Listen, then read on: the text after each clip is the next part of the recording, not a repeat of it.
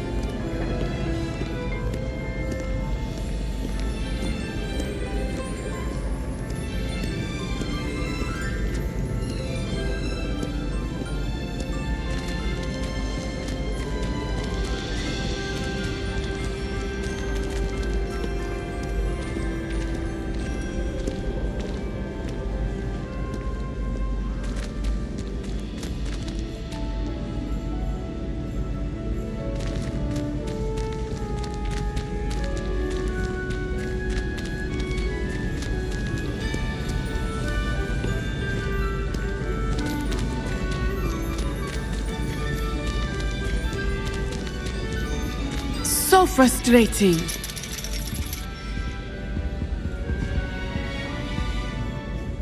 You wanted to speak with me, Mother? I had hoped to speak with you alone, Natsai. Your message mentioned your concern about an unusual creature that was spotted in the woods near Hogsmeade. That could have been anything. You know what it was, Natsai. I am allowed to leave the castle. I am always careful, Mother. Careful. Officer Singer disagrees. She sent me an owl telling me that you have been trying to collect evidence of some kind against dark wizards. She berated me for not keeping a closer eye on you, and she is right. I do not want you visiting Hogsmeade for the near future. But Mother! My little gazelle, you are well-intentioned, but you must not meddle in the affairs of dangerous people. If someone had meddled in Matabeleland, Father would still be with us. I must get to class. Perhaps your friend can get you to listen to reason. So frustrating. She never listens to me. She called you her little gazelle. Is that a term of endearment where you're from? It is specific to me. I am the unusual creature in Hogsmeade she mentioned. Self-transfiguration is not taught at Hogwarts, so I am gently discouraged from practicing it. However, I am an animagus, and it is in my gazelle form that I have been able to wander the Highlands rather freely until now, much to my mother's chagrin. That is how I managed to spy on Rookwood and Harlow.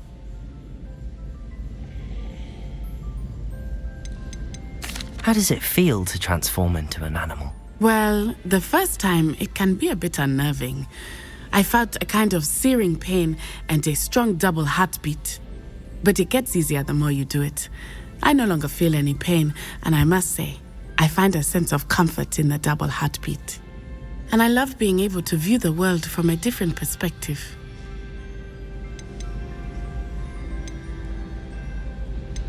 Can you choose what form your animagus will take? Oh no, a person's animagus form is determined by their personality. My mother is convinced that my form is a gazelle because I adapt well to any situation. I believe it is because I can sense danger and keep my wits about me. Were you born an animagus, or did you learn to become one? Animagi are not born. The process is quite elaborate. It involves holding a mandrake leaf in one's mouth for an entire month, then placing the leaf in a crystal phial so that it is imbued with moonlight, then adding one of your own hairs. And that is just the beginning. Self-transfiguration is common among students at Wagadu, but Professor Weasley considers it much too dangerous to teach at Hogwarts. Now the nickname makes sense. What an extraordinary ability to have. It is. I love transforming, but Mother is less enthusiastic about it. She says that no creature, especially one as rare as a gazelle, should be bounding about where poaching has become so prevalent. She claims that she has foreseen tragedy befall me in my gazelle form. But she has used her sight to control me too many times. I no longer believe it. She's concerned for your safety. It may be best for you to stay away from Hogsmeade for now. That may be safe, but I do not believe that it would be best. Do you? You could have fled the moment you discovered that Rookwood, Harlow, and Ranrock were after you, but you did not. I choose to act as you have. I must deal with Rookwood and Harlow, not hide from them. My mother cannot know where I am all the time. Thank you for being here during that rather awkward conversation.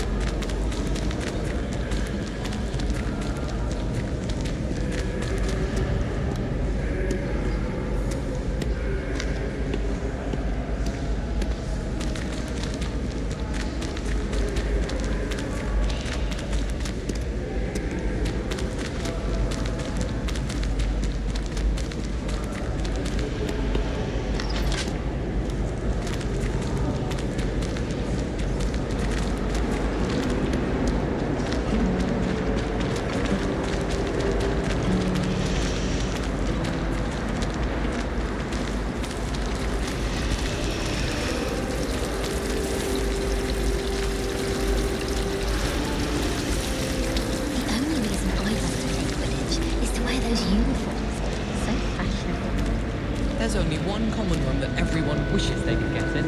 That's been that way for 1,000 years.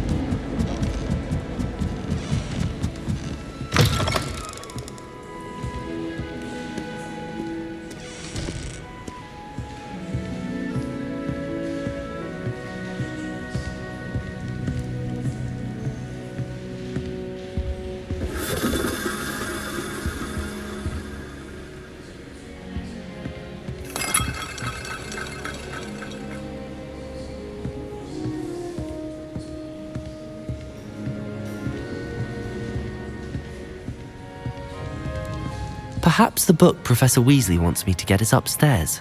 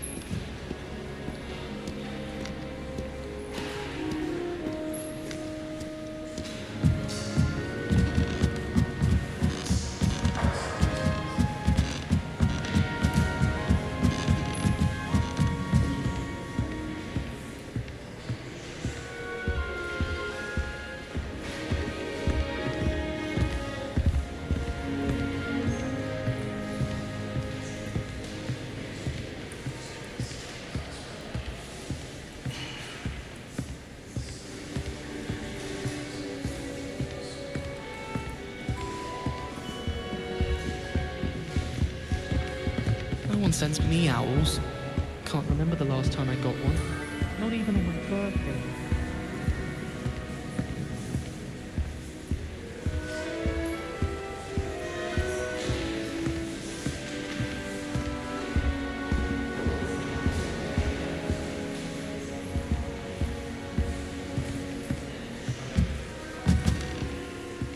That book Professor Weasley asked me to find should be around here somewhere.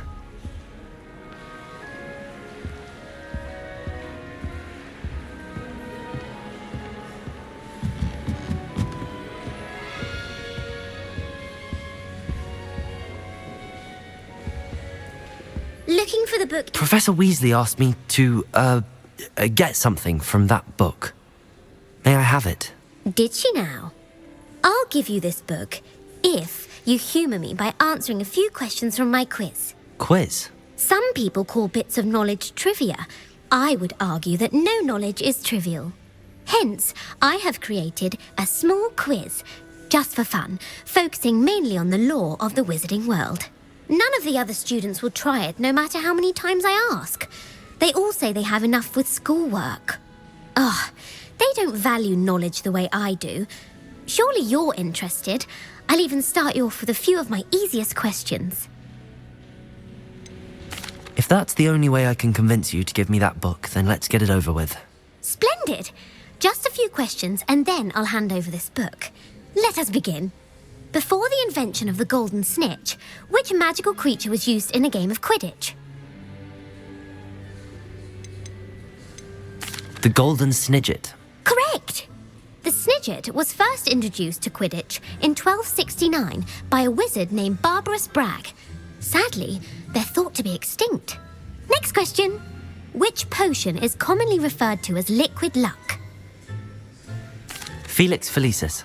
Well done! Since it makes the drinker temporarily lucky, Felix Felicis is a banned substance in all organised competitions.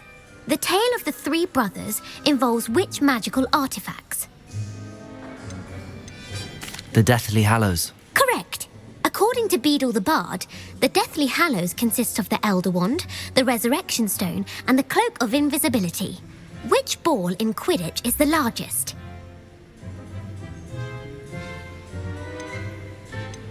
The Quaffle. That's right. When a chaser throws the quaffle through one of 3 hoops in a Quidditch match, their team is awarded 10 points. True or false? Polyjuice Potion allows the drinker to change species. False. Correct. While Polyjuice Potion can be used to change things such as age or race, it cannot be used to change species. Well, I suppose this has gone on long enough. I'll put the book back on the pedestal now. If you're inclined to test your knowledge again, I have plenty more questions I could ask you. And I won't be giving you any more easy questions either. The next ones will be more difficult. I'm sorry. I don't have time for a quiz at the moment. Let me know if you change your mind. I put the book back on the pedestal for you. Revelio ought to make quick work of this.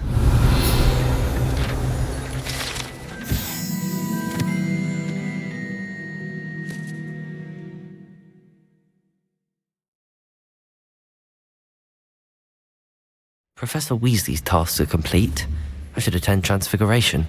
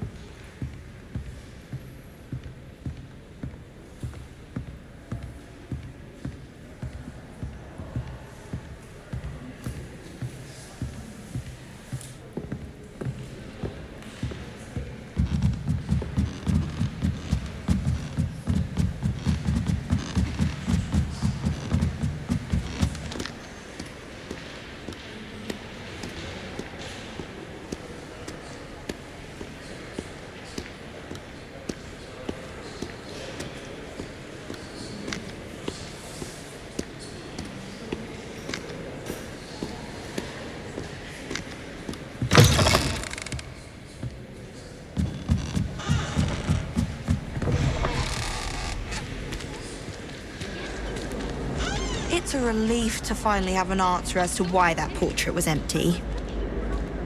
And you know Weasley never expelled you. Yes, well, she might expel me. I bet we could learn more exploring the Highlands than watching a rat turn into a royal.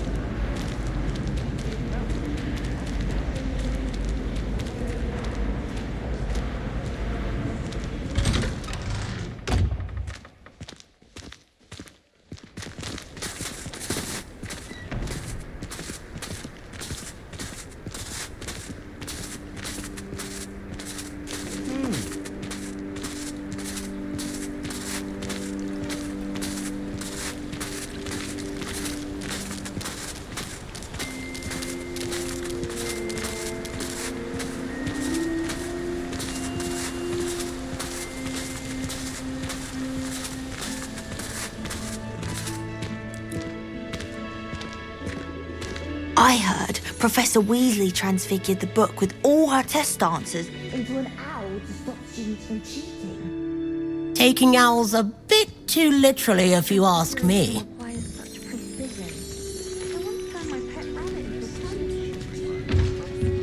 When she set the table and it hopped away.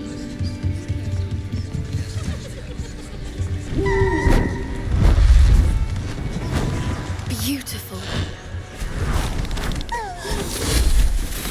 Goodness. Settle down, settle down. Transfiguration, as you may be weary of hearing me say, is an exact science that can take a lifetime to master. But we needn't be daunted. Almost anything can be transformed if you can just perceive the potential within it. As I see in all of you, tremendous witches and wizards, every one of you. Or it could just be my eyesight. Now, you all know what to do.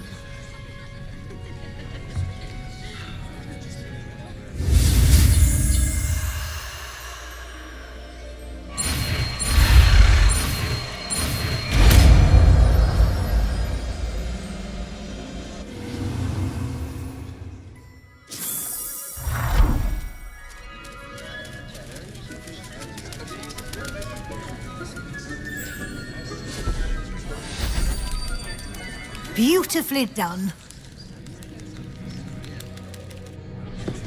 Class is dismissed. And remember, now is not the time to ease off your studying. OWLs will be here before you know it.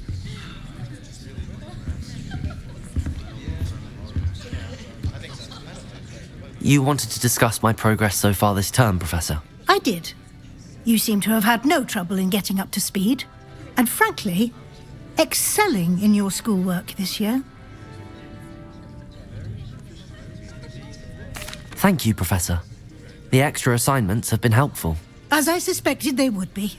Now, it seems you've been making excellent use of the opportunities presented by your field guide. Of course, the guide isn't the only measure of success. Deke tells me you captured a unicorn and brought it back to the Room of Requirement. Protecting so rare a beast is an accomplishment of which you can be quite proud. Thank you, Professor. I will say I'm especially impressed with all you've accomplished in light of the rumours of your extracurricular activities. Were your meetings with Professor Black's house elf and exploration of various caves down by the lake connected in any way to Professor Fig? Not at all. I was, intrigued by stories of a giant squid and wanted to learn more. I encountered Scrope, who seemed delighted to share what he knew. I see. I admire your penchant for learning, but do remember that your classwork and field guide are designed to educate you thoroughly. It'll be the end of the year in no time, and you'll want to be well prepared for your OWLs. I'll provide a final assessment at that time to ensure that you're ready for your exams. Until then, well done. You are dismissed. If you wish to practice the spell you just learned, the training dummy is available.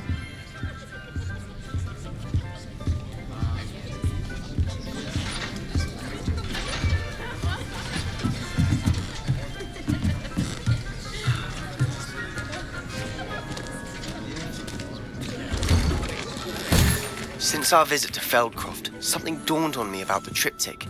Meet me at the Overlook, just north of the Forbidden Forest, and I'll explain. Hello, Gareth. So, has your aunt been taking it a bit easier on you lately? Unfortunately, no. In fact, a few days ago, she gave me a detention. I was only testing a new recipe in a mostly empty classroom, and the fire was put out quick enough. If you're setting things on fire, then perhaps you ought to rethink your choices. That's exactly what Aunt Matilda said. Can't let the doubters sway me. When they taste my latest brew, they'll forget their criticisms and the fires. It'll be bigger than butterbeer. Oh, that gives me an idea. Better write it down. Best of luck to you.